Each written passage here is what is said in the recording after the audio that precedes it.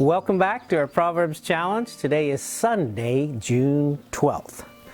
Well, Proverbs 12 is probably one of my favorite Proverbs, but at the same time, it's not. Just that the subject is, I think it's really for me, but I think it's for most people.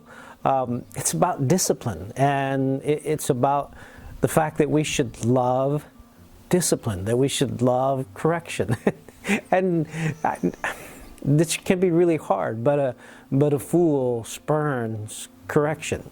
And so as we get into it today, there's just a whole lot there, and I think there's a lot for all of us, because sometimes a rebuke comes. It's not always, even your friends, they do it with love, but it just doesn't feel good at times.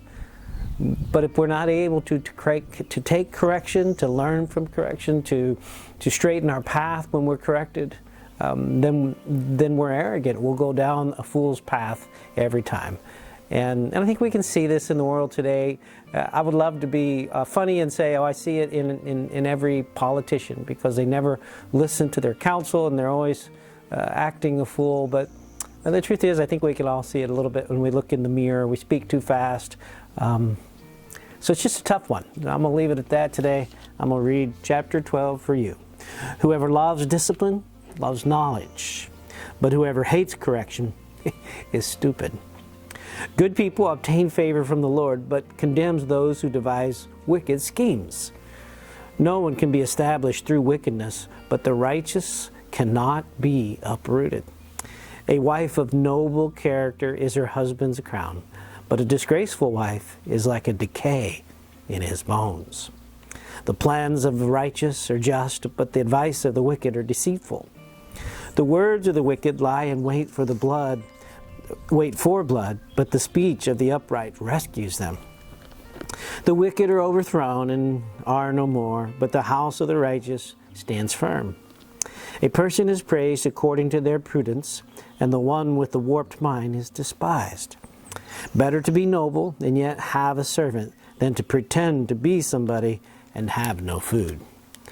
The righteous care for the needs of their animals, but the kindest acts of the wicked are cruel. Those who work their land will have abundant food, but those who chase fantasies have no sense. The wicked desire the stronghold of evildoers, but the root of the righteous endures.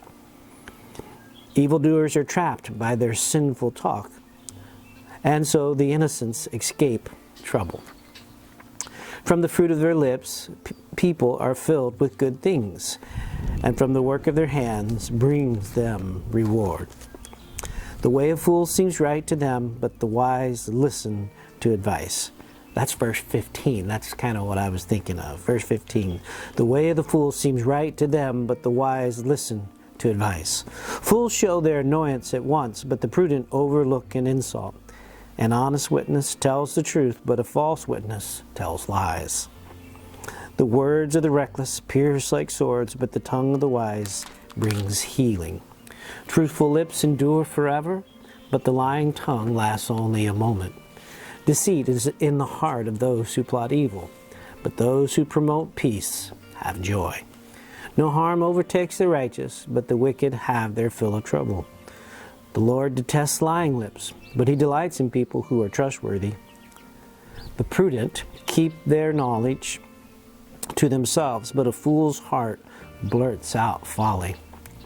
Diligent hands will rule, but laziness ends in forced labor. Anxiety weighs down the heart, but a kind word cheers it up. The righteous choose their friends carefully, but the way of the wicked leads them astray. The lazy do not roast any game, but the diligent feed on the riches of the hunt. In the way of righteousness there is life. Along the path is immorality. Well, that's chapter 12. We're almost halfway through the book, and I've gained a lot. But it's just something too, reading God's Word and letting it sit on your heart. And today I can't think of one that I read that didn't really sit and kind of stick with me. So there's a lot to pray about today, a lot to think about. It's the Lord's Day. Hope to see you all in church. God bless.